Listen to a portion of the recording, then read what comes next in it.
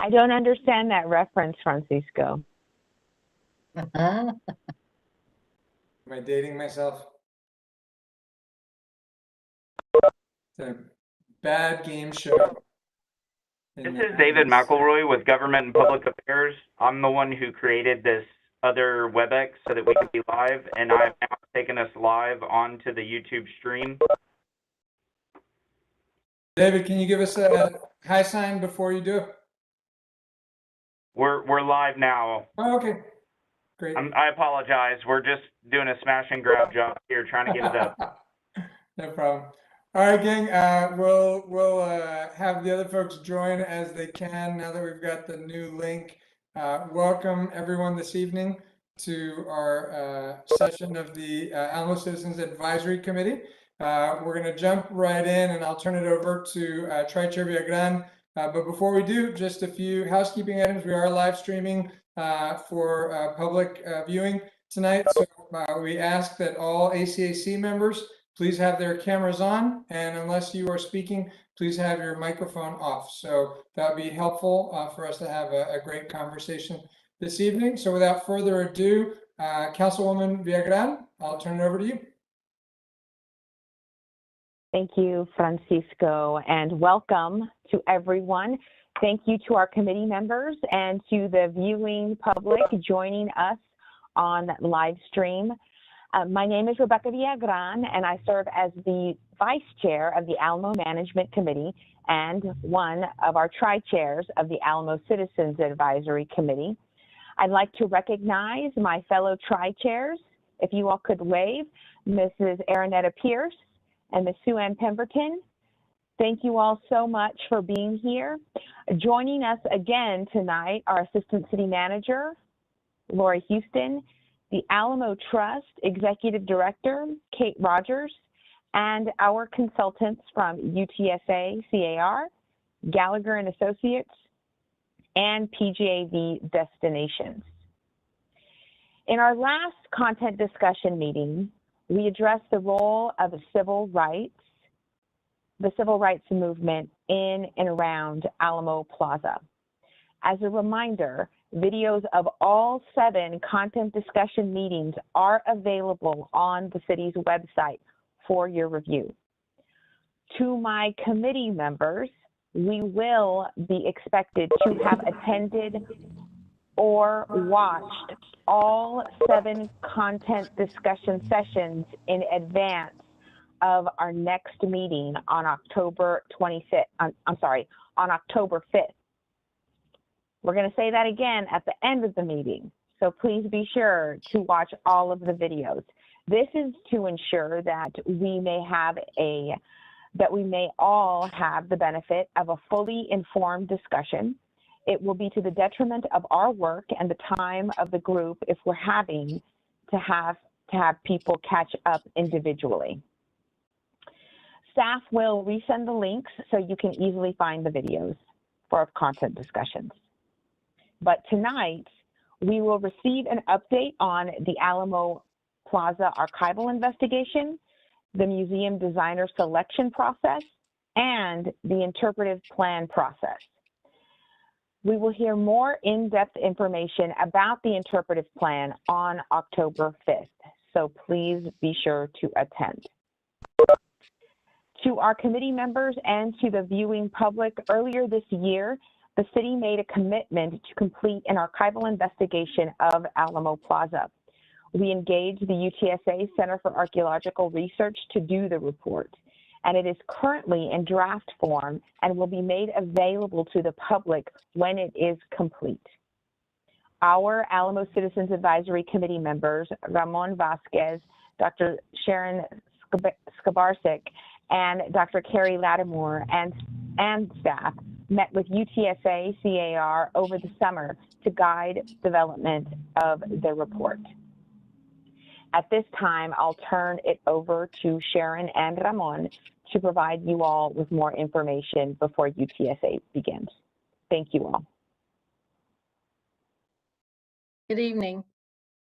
The archival report synthesized previous research on Alamo Plaza and consists of 7 tasks. a discussion of current understanding from available resources, a description of previous archaeological investigations on City of San Antonio property, an overview of Spanish colonial mission burial practices, an examination of the mission Valero burial records, reported or suspected human burials on Valero between 1792 and 1836, previous encounters with human remains, discussion of the Alamo funeral pyres, and a summary.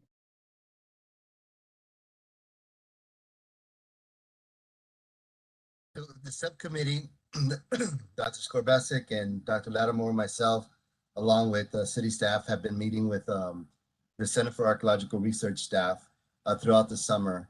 And first and foremost, I want to thank our mayor. I want to thank our assistant city manager and Councilwoman Villagran for their leadership in making this archival investigation happen.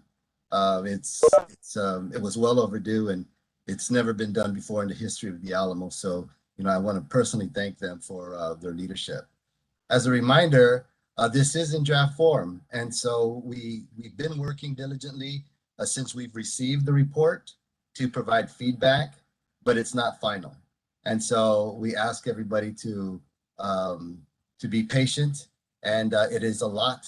It is a lot. The research has, and I'm sure you'll hear from Carr how much we have learned just in this 2.5, 90-day period of the investigation of research of new research.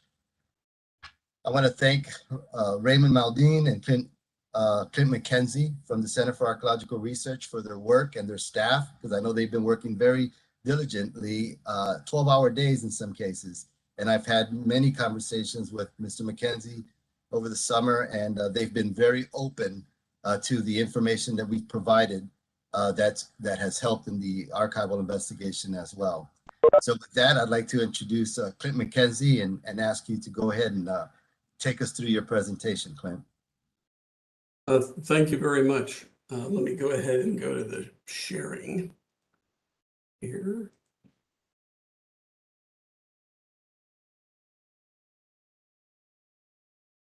Okay, everything's showing up on the screen there, folks?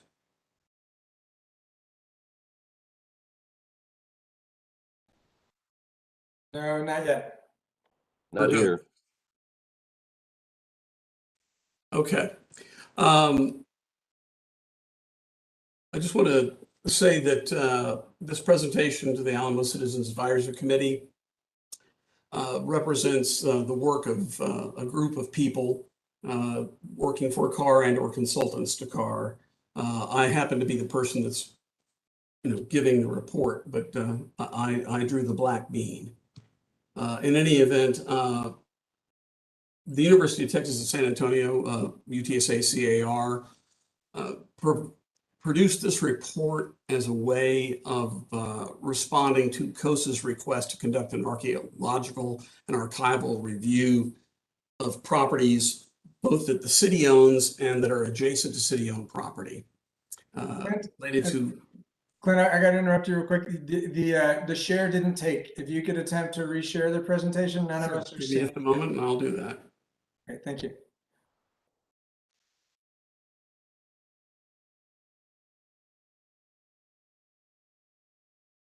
Hmm.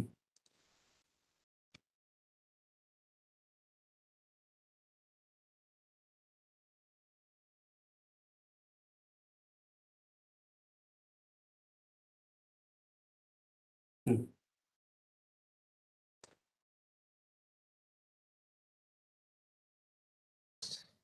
Rhea, do you have access to the PowerPoint that you can share for the group? I don't right now, but Clint, if you can send me that final version, I can share it for you. It's too large to send, so let me just reload it and see what happens. It was fine on the earlier version, but I'm going to reload it and see what happens.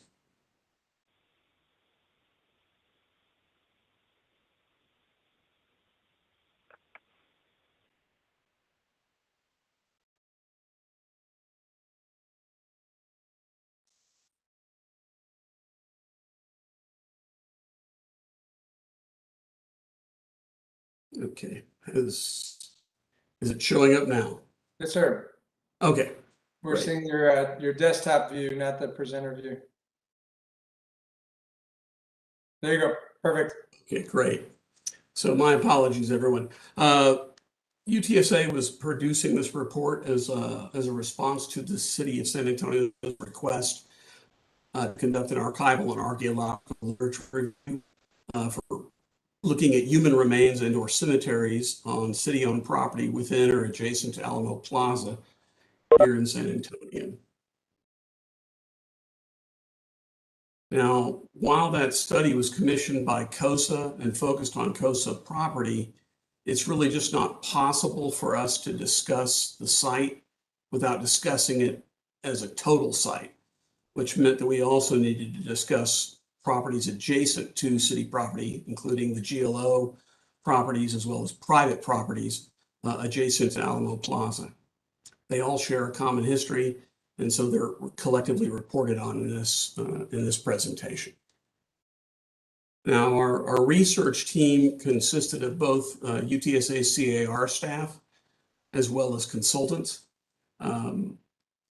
These are those individuals who directly contributed to the report. But I also want to acknowledge the number of organizations and individuals who helped make this possible, not the least of which is the City of San Antonio, the City Manager's Office, as well as the Office of Historic Preservation, of course, members of the Archaeology Subcommittee of the Alamo Citizens Advisory Committee. We also were very fortunate to be able to work with Tepelam, as well as the Daughters of the Republic of Texas. Both Ramon Vasquez and Dr. Sharon Skrivarsek were incredibly helpful in providing access to their materials. I also cannot help but thank the Archdiocese of San Antonio and the City Manager's Office for making it possible for us to access the archives. They were also incredibly helpful. Dr. David Carlson with the Bexar County Spanish Archives was very availing of his time and access to their materials. And I also wanted to thank Art Martinez de Vara and Alamo Press for access to the translations of the Valero burial records. Now, I think it's important that, while Ramon was kind to point out that this is a draft report, this is kind of interim knowledge. This report is the best effort that we've produced to date, but it is a draft, and we're human beings and we're capable of making mistakes. So these are preliminary results, and the reality is even after this becomes a published document, additional archaeology and additional archival research will probably provide us, hopefully, with more information to move forward and understand more about the issue of cemeteries and burials in Alamo Plaza. Sharon mentioned that we had the 7 tasks, and she covered those. These are them in short order. But rather than kind of approach it from a task-based standpoint, I wanted to approach it really from the questions addressed. We were interested in understanding, what were the prevailing burial practices and customs? Where were the churches at Mission Valero? Where were the cemeteries, also known as Campos Santos? When were these churches and cemeteries active? Who was buried at these churches and cemeteries? What other communities used the site of Valero? And where did these other communities bury their dead? And what possibilities exist for burials associated with the Alamo battle, as well as what do previous archival accounts of burials in the project area suggest when compared to the historical and archaeological record? So I think it's important that we talk about burial types and locations. And so we're talking in large measure about ecclesiastical burials, and that's a fancy word meaning church burials.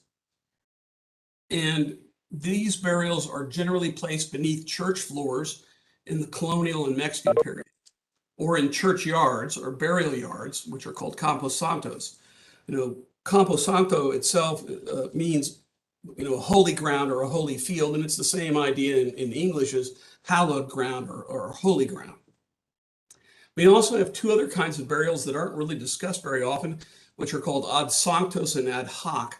Ad sanctos burials are those that are placed near to areas that are perceived or known to be sacred or holy, generally former church sites or immediately adjacent to them.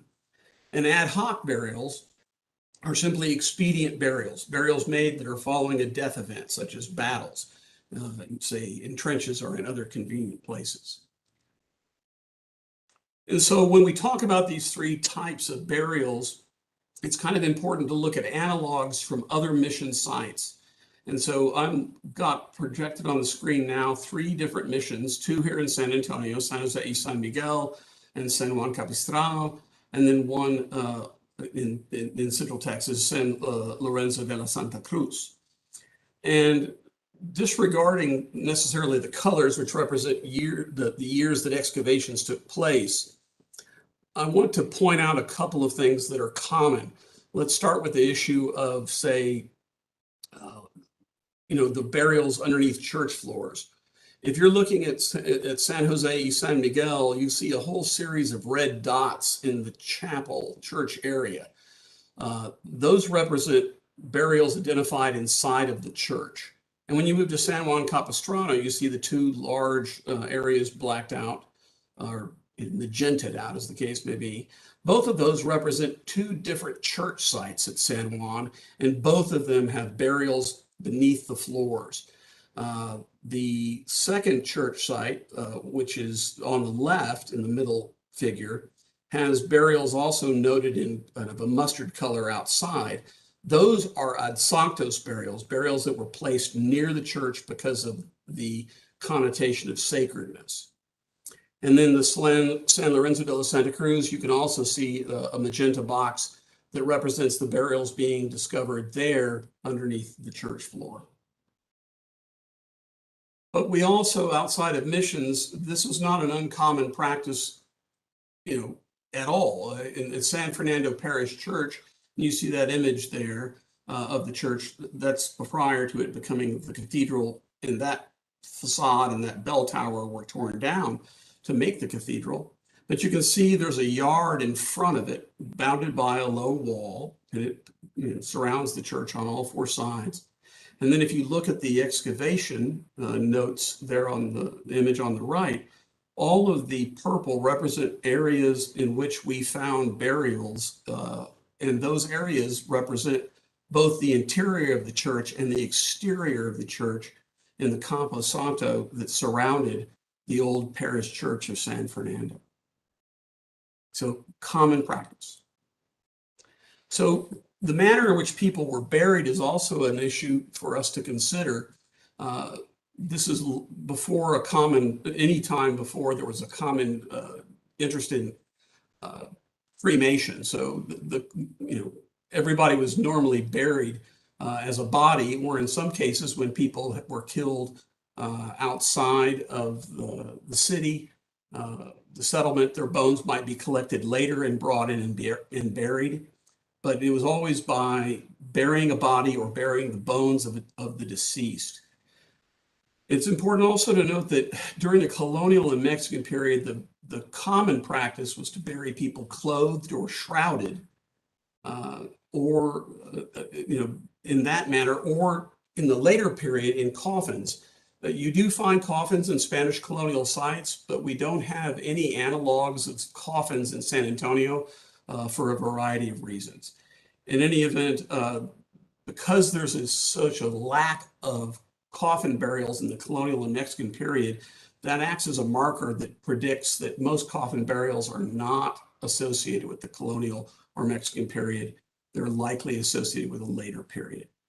Common burial locations, when we talk about Campo Santos, we talk about subfloors of churches, you didn't have a dedicated place to be buried. Someone could have been buried on top of you years later.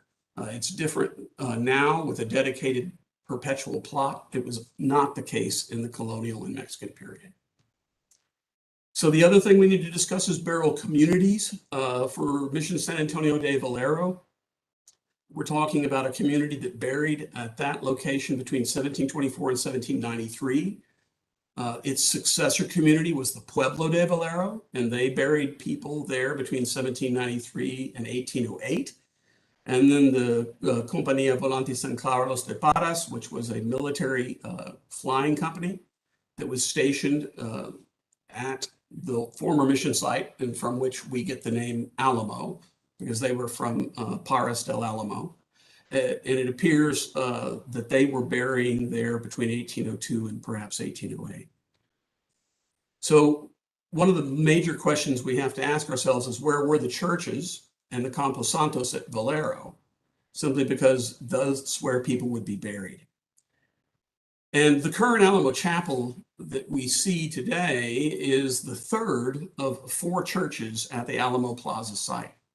Not only that, the Alamo Plaza site is also itself the third location of Mission San Antonio de Valero.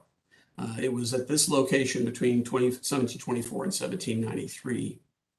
Now, we know of the location of the churches, at least 3 of the 4 churches particularly, from archival records, as well as from reports and historic maps. So the map that you're seeing here is referred to as the Menchaca Map. It dates to 1764. And the larger image of the map itself with the blue square corresponds to this blue square off here on the left, and circle. This map is held by the Brown Library in Providence, Rhode Island. And you can see it's a large map. And when you get down to this fine-grained detail, you see in the left in the upper corner, Mission San Antonio de Valero.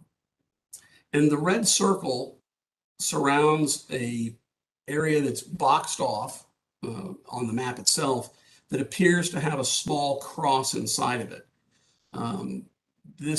We think that this is a representation, an approximation of the fact that there was a cemetery located somewhere along the north wall of Valero. Here's a later map. This is called the Sanchez Navarro Map of 1836. This particular map was drawn by a member of the Mexican military. What is interesting about this particular map for 2 purposes related to our report is the area that is marked C in front of the chapel and the area that is marked Q up in the upper right quadrant. The C is referred to on the map as the ruins of the church and its cemetery, and the Q marks the spot, according to the map, where 250 of the colonists were burned. And so this brings us to identifying through the archival records, as well as hypothesizing where the first church might be. We know where the second, third, and fourth churches were located at Valero. The first church has been a matter of some conjecture for a good while now. In working with Jake Ivey and with Kay Hines, in cross-checking and rechecking and re-examining the records, we believe that the first church site was most likely located in the northern area of the plaza. So when you look at this particular figure where you have 1, 2, 3, and 4, 1 is a hypothetical probable site of the first church, whereas 2, 3, and 4 are, more firmly understood in the archival records. And the dates that you see listed are the dates in which we think that those churches were operated. In any event,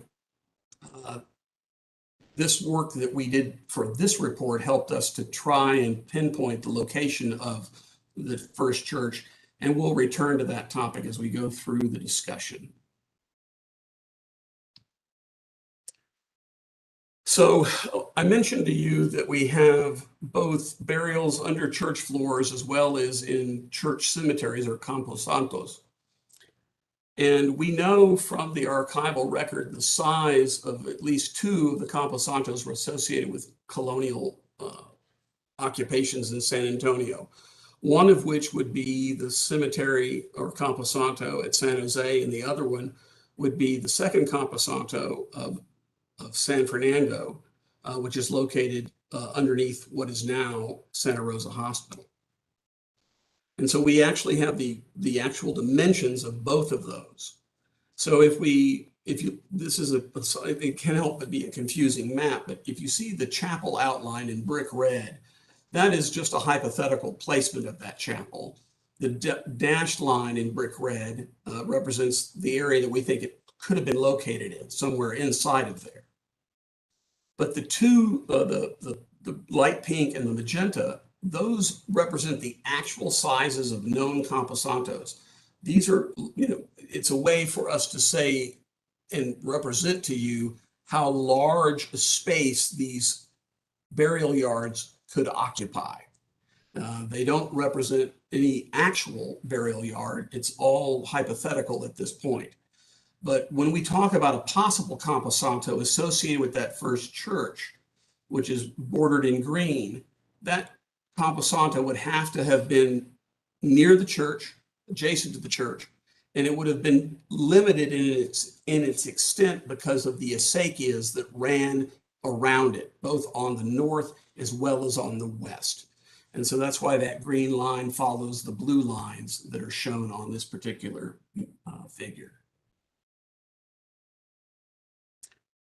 So another question is, how many people are we talking about? So in the colonial period, during the mission period, there were at least 1,200 to 1,300 individuals buried at Valero, either under the church floors or in the Camposanto. This figure represents all of those burials that we have information on, and this data is generated from John Ogden Leal's translations, Gary Gabehart's summary of Leal, as well as the new translations by Art Martinez de Vara. And this data will ultimately be made available to the public online following the publication of this report. The total for the burials in the mission period is in excess of 1,200. As you look here, this actually, although this histogram, the spikes actually represent major periods of death that are correlated with epidemics, cholera and otherwise. And so that's what those spikes represent.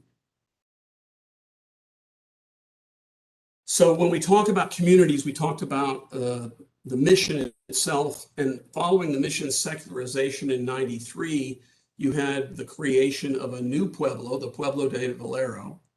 And then in 1802, you had the arrival of the flying company of San Carlos de Parras del Alamo.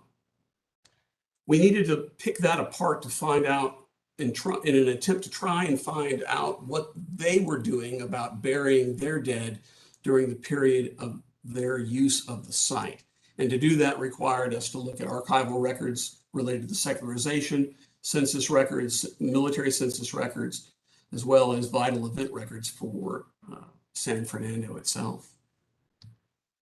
And so this slide discusses the population of the Pueblo de Valero community. And so when I say community, I don't mean strictly just the Pueblo, but I also mean the co-located military company. And so the first box there about populations and percentages looks at the years 1804, 1806, and 1808. You're looking at a combined population of around 400 individuals between the military and the civilian population that occupied the Pueblo area. And we also have various percentages of total there.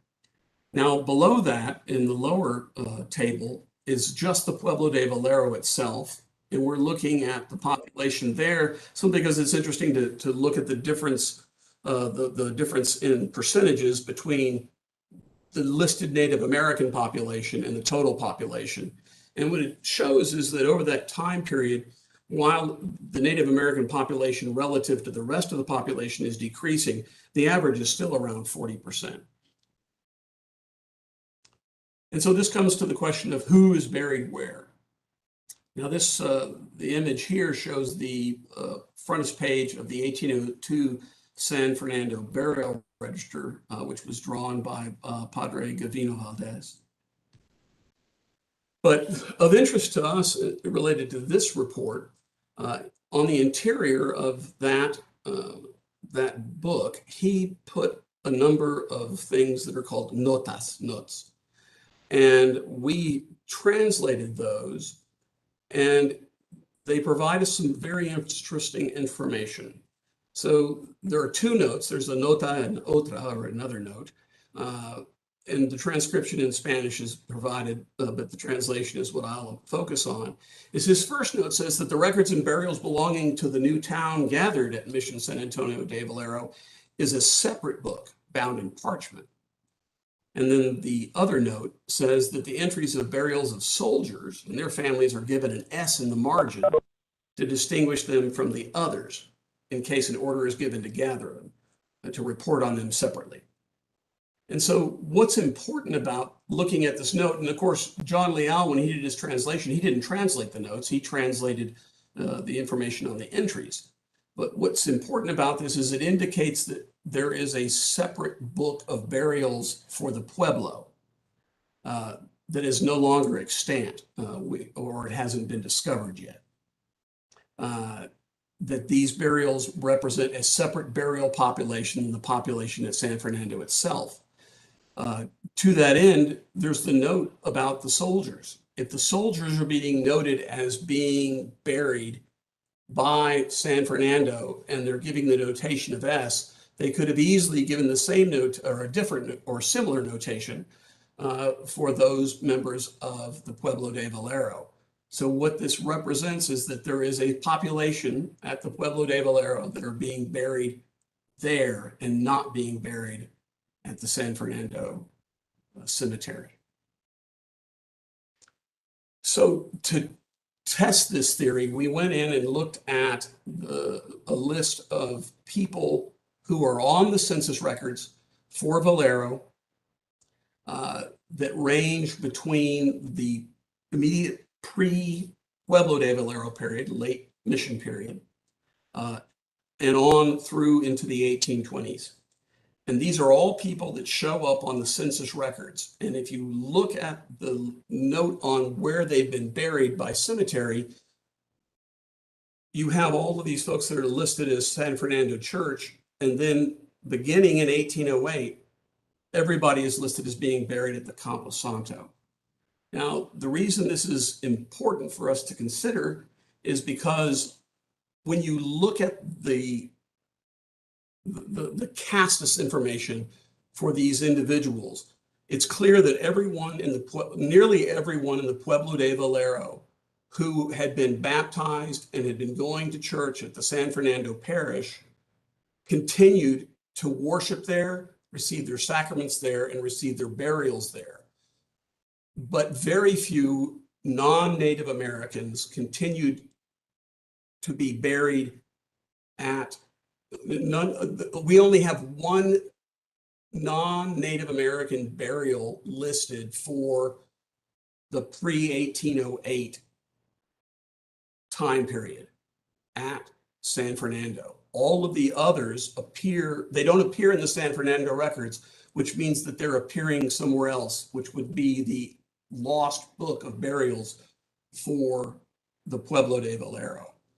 There are a few people of European ancestry that were buried and were not in the San Fernando records, but it's clear that these two different communities were worshiping in two different places before 1793, continued to worship in different places post 1793. So another, I think it's important to digress for a moment on the 1808. 1808 represents the time period when a new Campo Santo was opened for the parish of San Fernando, as well as for the Presidio, as well as for the Alamo de Paris, as well as for the Pueblo de Valero. So after 1808, you start seeing everybody being buried in the new Campo Santo, which is now underneath Santa Rosa Hospital. But we can't also discuss the fact that there are potential burials associated with the Alamo battle. We have conflicting accounts on pyre locations. The pyres reported for the Alamo battle dead do not figure in this current discussion, in this presentation, though the potential for a pyre within Alamo Plaza or in the general area cannot be discounted, or the remains of such a pyre could be found. It's quite possible. However, this discussion focuses on the reports of battle dead that were interred in an ad hoc fashion, meaning that people who were buried as a matter of convenience following the battle. And that's because we have period reports of battle dead buried in trenches and ditches. We also have archival newspaper reports of burials and the discovery of military artifacts. We have a single archaeological encounter with human remains that have a potential battle association. And so, speaking of archival reports of burials, we made a concerted effort with the assistance of a number of people, including the Historic Preservation Office, to try and find as many newspaper and or archival accounts of burials in and around Alamo Plaza. This table here represents 37 individual accounts.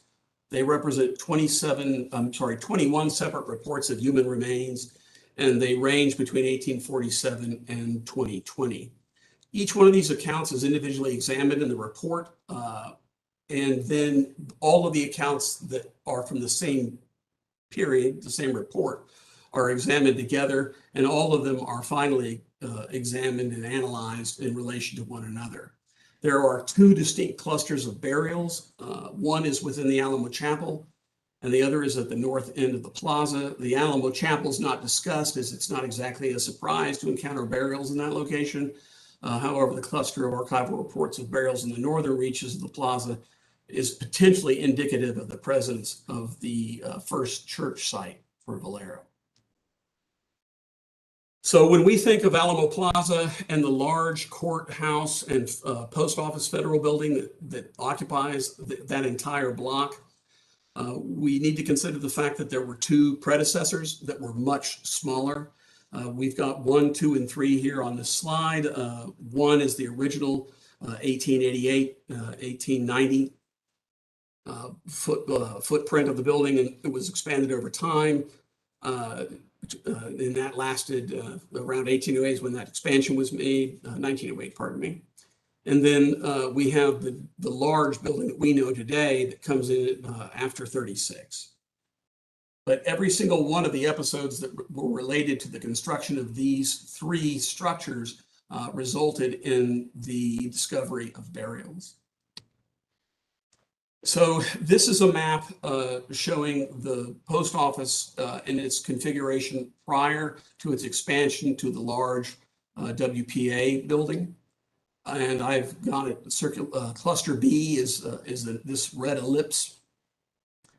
And these are all projected on the 1931 Sanborn map. And these burials that are represented here, A through H, are those that were reported in newspapers between 1883 and 1935. So we don't have time to discuss all of the burials, but I think the most important set of burials to discuss is the 1935 burials. One, because they produce the single largest number of accounts, and because there are so many accounts, they provide the greatest opportunity to understand what was actually encountered in 1935. We looked at 10 newspaper accounts, and they all agreed in a number of in three specific ways. One, that the location of those burials was at the southeast corner, off the southeast corner of the old post office building and along the eastern side of Avenue E, and that those burials, the context of them was between 3.5 and 5 feet below the modern surface at that time, and that there were artifacts, including both European and Native American materials, all of which were indicative of the Spanish colonial mission period. Now, we don't have time to go into the discrepancies in particular, but the fact that so many articles were written for these burials has created quite a lot of confusion in the archival record. And it's very important to be able to look at them as a whole to try to figure out what might be true and what might be false. One of the things that has come out of this is the notion that there was a 2-acre plat documenting a cemetery. Reading through the articles, it becomes clear that documentation is absent because it doesn't exist. What they were using is a series of plans that were provided by the DRT at the time, and what those might be. We're assuming that it must be the Giraud plat and one or another of the battle period maps. Our investigations at the archives produced nothing. We did not expect to find anything. But if you read through the articles, it becomes clear that this is something that just becomes accepted as a fact when it's not based on reliable archival evidence.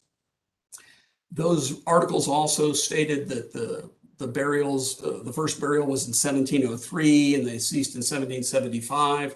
And these are largely incorrect translations of the records. The first burials in the Valero burial register are for those burials that were when the church was the mission of San Francisco Solano, south of the Rio Grande in 1703. They just weren't able to understand what they were looking at. And so they thought that it represented something that it didn't.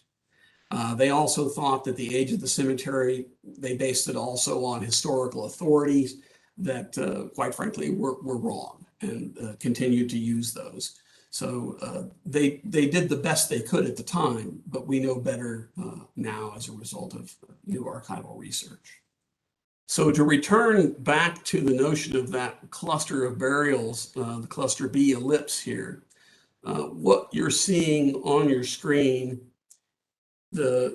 inside the ellipse, the red ellipse, the green building is the footprint of the 1888-1890 post office and court. The brown outline that underlies that is the outline of the Alamo mission compound as projected based on Giraud's map of the same with updates and emendations from other period maps. But I want to have you focus on the area that's in purple. That is the area in which the 1935 burials were recorded. And I also have added to this the hypothetical location of Valero Church 1.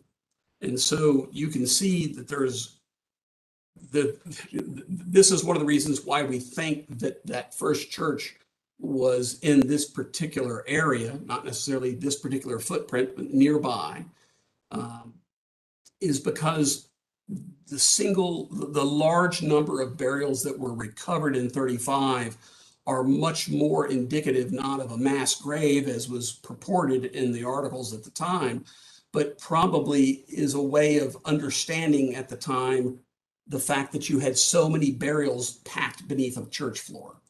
And so that's why this is an analog from the archival evidence in support of placing that first church site in this particular area, not necessarily this particular place. And so we come down to a question of burial conditions and probable cemetery locations, which was the main focus of the work that we were providing for the city. And what we can say is that this review suggests that burials of clothed or shrouded bodies were made within the subfloors of those 4 churches, as well as the Campos Santos associated with those churches. We believe that burials within coffins are going to be generally predictive of post-colonial interment. We do know of colonial interments in coffins. We don't have any examples of that in San Antonio. And that's more clearly discussed in the report. The possibility also exists for ad sanctos burials that are being placed because people know it was a church and they want to have a burial close to a holy place.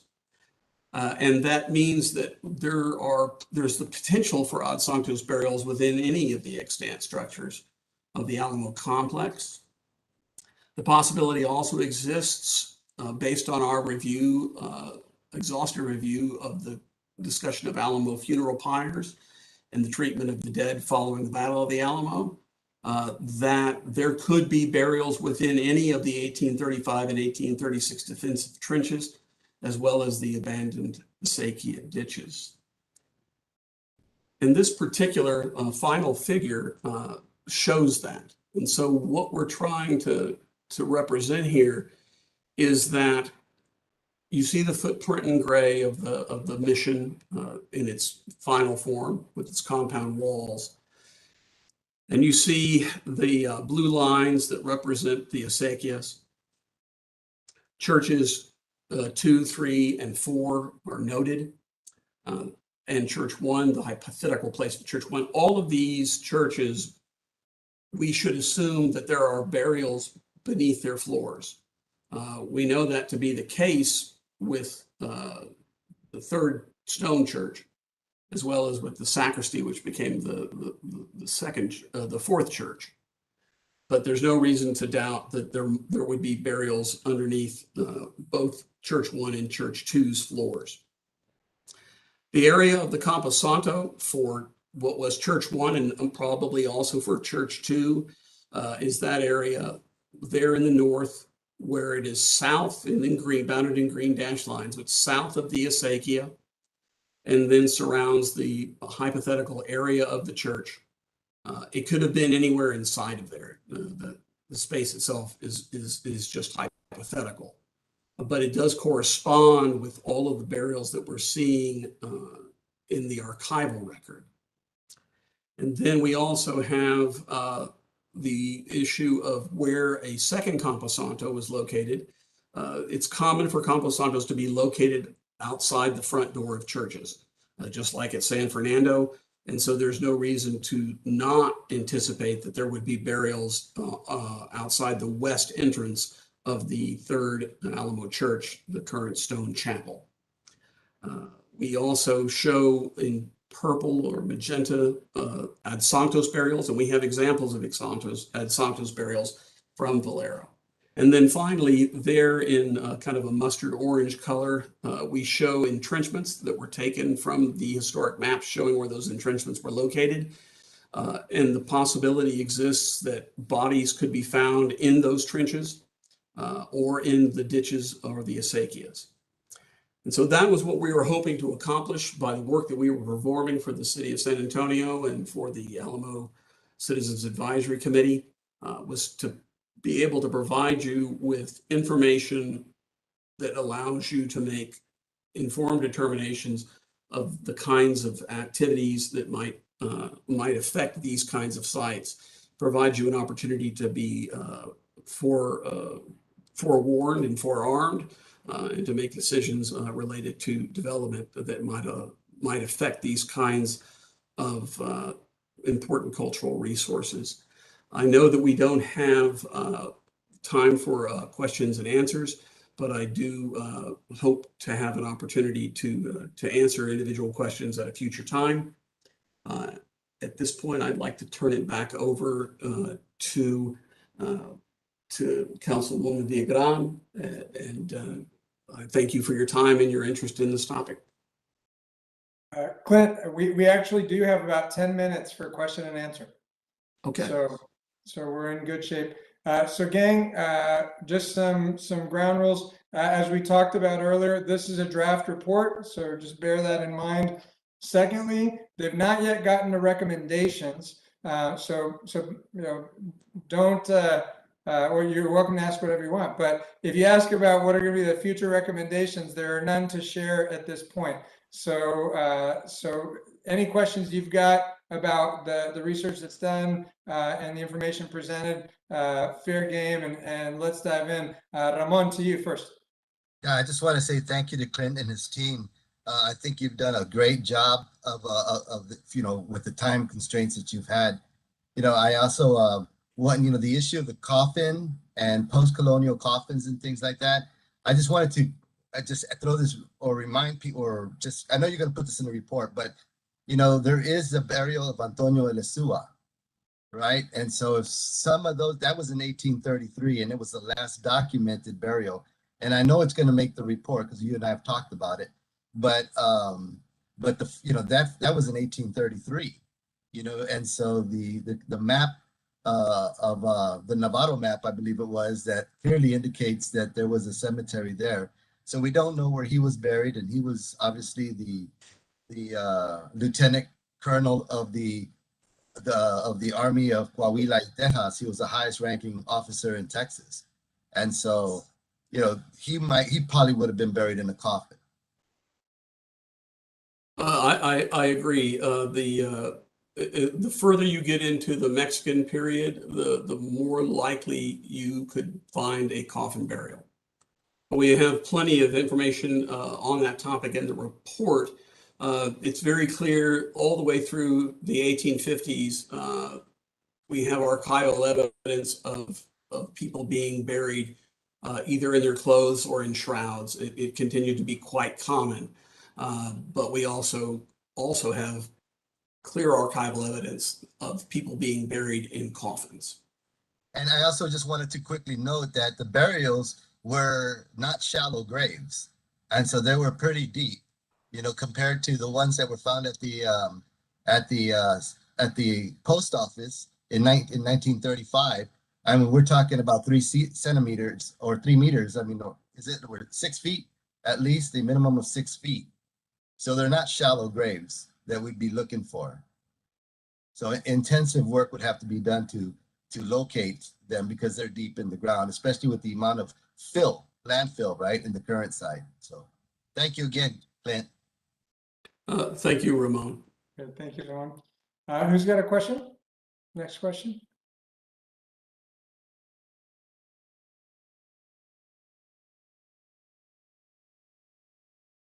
This is Christine. Can you hear me? Yep, go for it. Okay, sorry, I raised my hand. Thanks so much, Clint. I really appreciated that presentation. Just a quick point of clarification for folks. Jake Ivey, we miss him terribly in the National Park Service, but he's retired. So we probably want to make that correction in the briefing that he's no longer National Park Service. I think that's an important distinction. As an anthropologist, I have a question from an interdisciplinary standpoint. Obviously, this is an archival and archaeological approach to the research. If and how do you intend to incorporate other anthropological methods such as oral histories, which, and again, this is not necessarily a NAGPRA compliance effort, but thinking about using multiple lines of evidence and particularly a kind of multidisciplinary method, how do you plan to incorporate oral histories from living community members who are likely descendants of individuals who may be interred in these locations into this study? Hi, Christine. I think that is actually just an incredibly good question.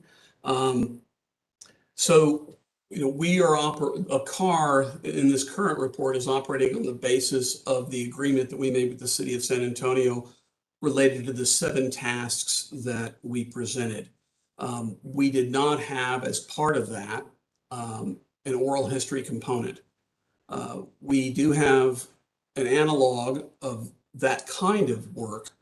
We recently produced a report on the Children's Hospital of San Antonio on the 1808 and 1848 Campo Santo, which are beneath that hospital. And as part of that report, we included a large component of oral history. In the sense of things that could be done in the future, I would think that one of the more fruitful areas in which further research could be done would be to really start to pick apart the Pueblo de Valero community. There are some very fascinating things that are going on as we look through the census records, as well as through the vital event records for San Fernando. It's clear, as well as for the San Carlos de Barras, it's clear that some of the Native Americans are joining the military unit. They are listed as members of the unit, and their children are being baptized with notations that their father is a soldier. So there's a very interesting sort of melding going on in that community.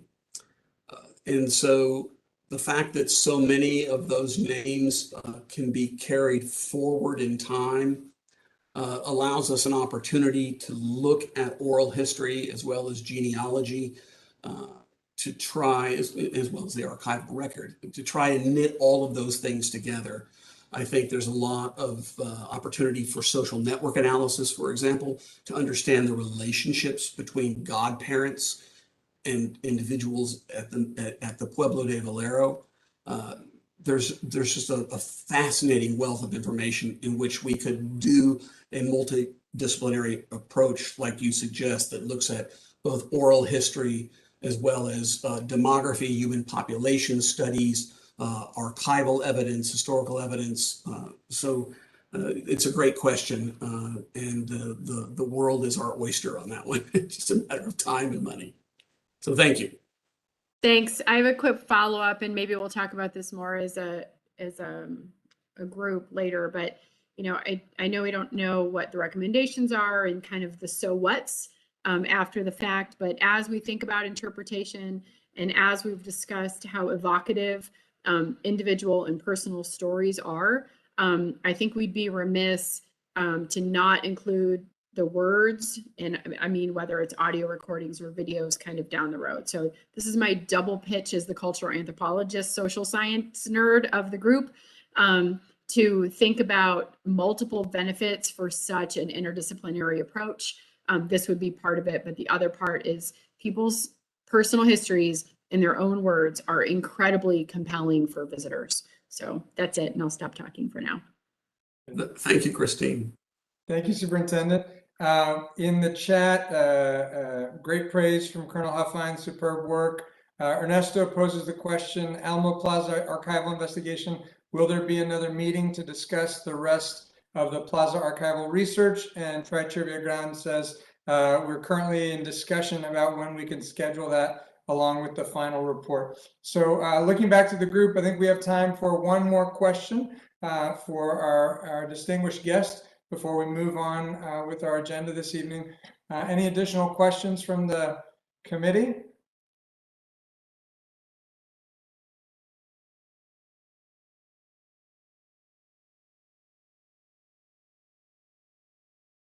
Anything? Going once? Going twice? All right, finding none then. I'll turn it over to Sue-Ann, Tri-Chair Sue-Ann Pemberton. Sue-Ann?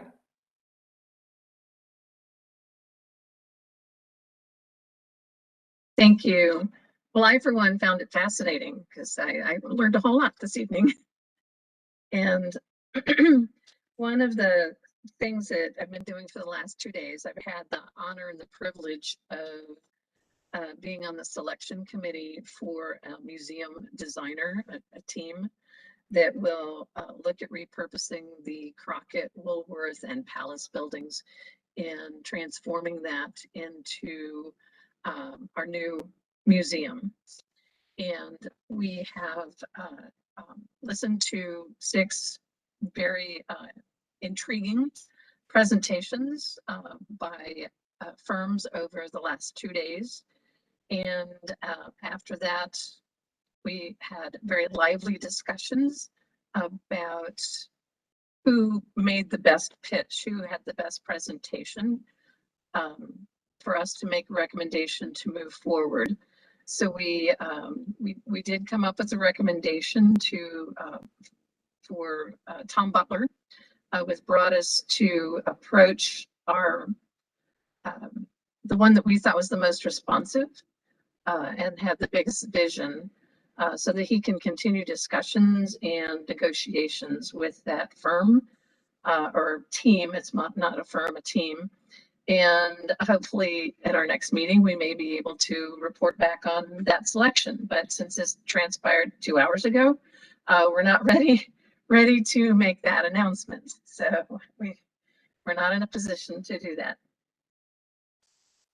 So moving forward, as you know, the Alamo team has been working on the interpretive plan for the site.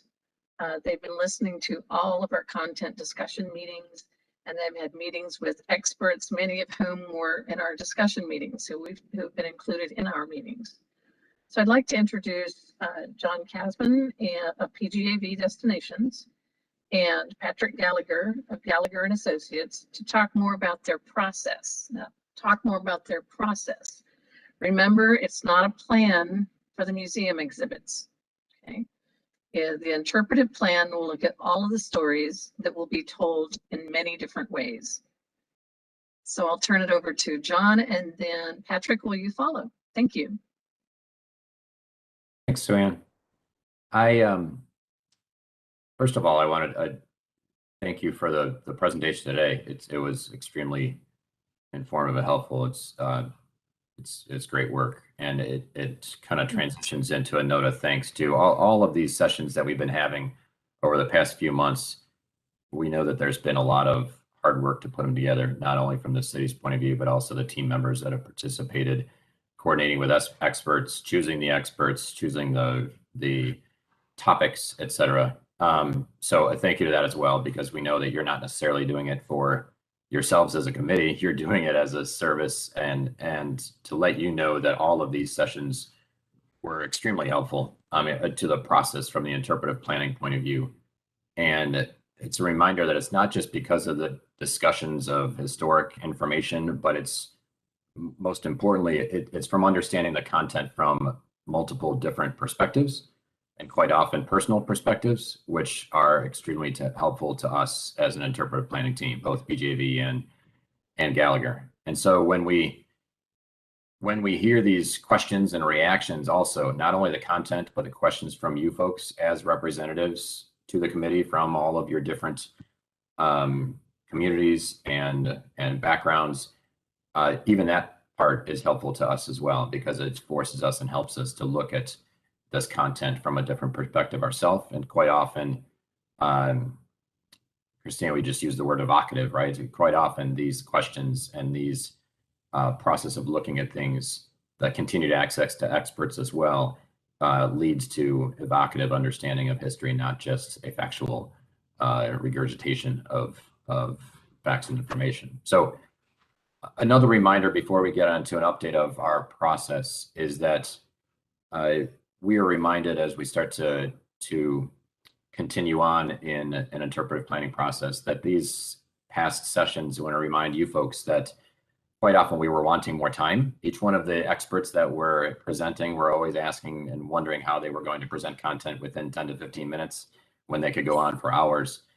Not only is that content and the way that they helped to share their information, that was not necessarily comprehensive, nor is the 7 sessions, right? What these do is they add to our tools and a very long list of tools for us. And so this process is additive. It's not the only subject matter that we will be addressing, and that's important for us to share and remind you folks. Key to that, and a little bit of segue into what we're going to look ahead to October 5th, is that we are excited that the access to all of these experts that we have collected throughout these sessions is not over, and the research continues, and we're most excited to be able to continue that access and that coordination and communication with the experts and adding more on top of those. And so as that research continues, we want to look ahead a little bit to what we're going to share with you on October 5th. And in summary, we're not only going to review the experts that we've talked to, but we want to share with you a collection of folks that we have been going through the comprehensive process. I think Patrick's going to speak a little bit to not only those experts, but also a summary of what that comprehensive process is, both for the museum content and the overall site, the overall stories. But on top of that, on October 5th, we want to give at least a reminder of the various methods. Again, returning to that word that you used earlier today of evocative methods in which we share these stories. And it's not always simple museum exhibitry. There are many different methods that we have to share with visitors and guests. And so we'll touch on that on October 5th as well. With that, I wanted to hand it over a little bit. Patrick, if you have anything to add as far as a look ahead to October 5th, we're not going to share slides today as far as an update, but we wanted to give you at least a narrative expectations for what we're going to share on the 5th. Sure. Thanks, John. Good evening, everyone. How are you? I want to take a moment to give you an update on where the trust has been over the last number of months in working toward the not only launching of a new architectural team, but really launching forward the programming and planning process for the museum.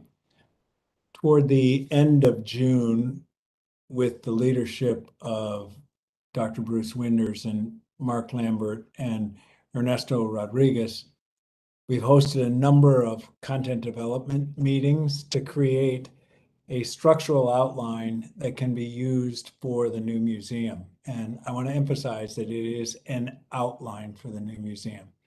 It is not the final script. It's by no means even a preliminary script. It's the outline that will determine major thematic galleries and the programmatic structure for what will happen within the context of the museum and the visitor's experience. That document is complete. It's been, its final edit was as late as yesterday evening. We will look forward to sharing it with you as it gets approved through all the hierarchy of the project. It's going to the GLO for the first review, and hopefully by the 5th, we'll be able to share that with you. The trust is committed to a very transparent process, and so this document will be available very soon for everyone to look at and to comment as we continue to develop it. As many of you may know who have worked on museums or exhibitions, this is the outline or the initial roadmap. It will be developed over time to ultimately be hundreds and hundreds of pages of script for the museum exhibition.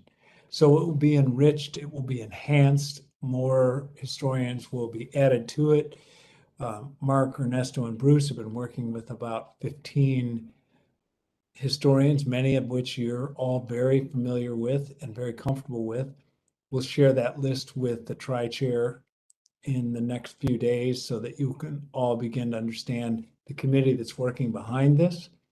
It's important that we not only be transparent, but we let everyone understand that whatever is being developed isn't necessarily always going to appear in the museum, because the museum and visitor center is one part of a multi-layered experience here at the Alamo, including the education center, including our digital and online, including public programming. So this is the nexus for thinking about all of the visitor opportunities and experiences. Now, obviously, it ultimately will get supported with the physical interaction of what visitors can do while they're on site, the inclusion of the valuable collections to help support that storytelling, but all of that will unfold over a number of years to come. So we'll be excited to share that with you. We'll be looking forward to everyone's feedback, but we're on a very important path with the inclusion of an architecture team in the next few days of launching into the development of the new museum and visitor center and sharing with everyone the vision for how the visitors will experience this both complex and challenging story, but also the opportunity for how that story can expand into a number of different platforms that can outreach worldwide. The trust has been committed to the next major project beyond the collections building will be an education building. Education center will be used to begin to do educational outreach worldwide and educational programming worldwide through a digital platform. We're also working on a digital interface for visitors that can be used while the museum and visitor center is under construction that will enhance the storytelling opportunities for visitors that come to site. So we're excited to be able to begin to share all that, not just story, but all the opportunities that our guests in the future will have in engaging with a whole new level of dialogue at the Alamo. And we can't tell you enough how much we appreciate all the work that this team has done. It informs and will continue to inform what's happening at the new museum and visitor center and the entire comprehensive experience for visitors on site and off site, on and into the future.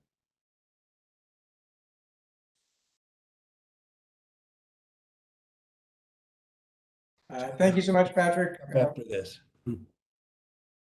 I'm sorry, Patrick, did you have more? Excuse me?